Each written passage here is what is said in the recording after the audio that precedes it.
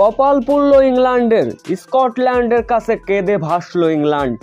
যে সমীকরণে ইংল্যান্ডের থেকে স্কটল্যান্ড এগিয়ে দ্বিতীয় রাউন্ড খেলার এমনও অবস্থায় যা বললেন ইংল্যান্ডের অধিনায়ক জস বাটলার। বৃষ্টি বিঘ্নিত ম্যাচ ইংল্যান্ডের বিপক্ষে, যেখানে আগে ব্যাটিং করতে নামে স্কটল্যান্ড। শুরুতে স্কটল্যান্ডের দুই ওপেনার মানসি ও মিচেল জনসন রীতিমতো ব্যাটিং তাণ্ডব চালালেন। 10 ওভারে স্কোর বোর্ডে বিনা উইকেট হারিয়ে 90 রান তুলে ফেলেন তারা। তখনই দফায় দফায় আবারও বৃষ্টি, যার ফলে ম্যাচের দৈর্ঘ্য আনা হয় 10 ওভারে। তখন আবারও বৃষ্টি নামলে ম্যাচ হয় পরিত্যক্ত, যার ফলে পয়েন্ট ভাগাভাগি, সেই সাথে কপাল পুড়ল ইংল্যান্ডের।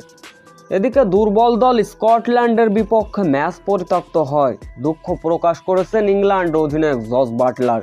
তিনি বলেন, বৃষ্টি না হলে আজকের ম্যাচটা আমরাই জিততাম। যে সমীকরণে স্কটল্যান্ডের থেকে ইংল্যান্ড এগিয়ে। আজকের ম্যাচে শক্তিশালী দল ছিল ইংল্যান্ড, দুর্বল দল ছিল স্কটল্যান্ড।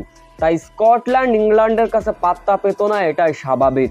তবে ইংল্যান্ডের মতো শক্তিশালী দলের বিপক্ষে ম্যাচ পরিত্যক্ত হয়, লাভ হলো স্কটল্যান্ডের।